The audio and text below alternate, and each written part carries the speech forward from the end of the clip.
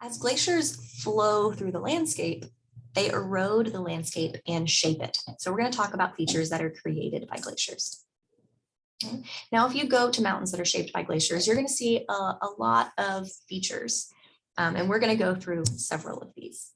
The first one we're going to talk about is the Aerete, right? It's that linear ridge of mountain that is formed in between two glaciers, right? And here's an image of an Aerete. It's a sharp mountain ridge that is formed when one glacier carves one side of the mountain, the other glacier carves the other side of a mountain, and a long, sharp ridge is left in between, the Aerete. The Cirque, right, we've already talked about sometimes mountains have like bowl shapes where the glaciers sit. It's called a Cirque. It's kind of like an amphitheater-like valley, and that's also formed from glacial erosion. A glacial horn, and these are super majestic when you see them out in the real world. They're really angular. They have a very sharp point that goes to a single mountain peak. And this results from Cirque glaciers and Cirque erosion carving a mountain peak from multiple different directions. Right? So one glacier on one side, another glacier on another side, another glacier on another side, and they leave behind one very sharp central point, the glacial horn. Now, my favorite glacial feature is the hanging valley.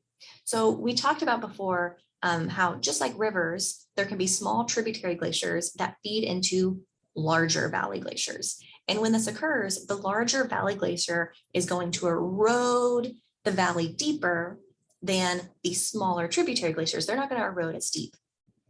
And this is going to cause a valley that was a small valley that was eroded by glaciers to empty into a much larger valley that was eroded by a larger glacier. And it's going to look like that smaller valley is just hanging, right? We call it a hanging valley. And where we find hanging valley, if there's water flowing through it, there's going to be a waterfall coming off of that hanging valley.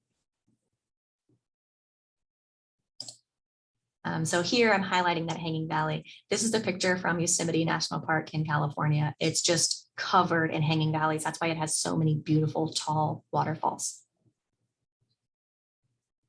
Now, glaciers tend to form U-shaped valleys. We talked about before how rivers tend to form V-shaped valleys.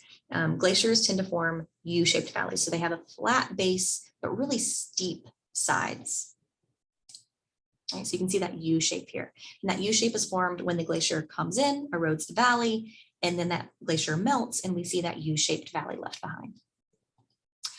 Also, what's created when the glacier melts is glacier lakes, right? The valley is created, the glacial melts, that water then forms lakes in the valleys.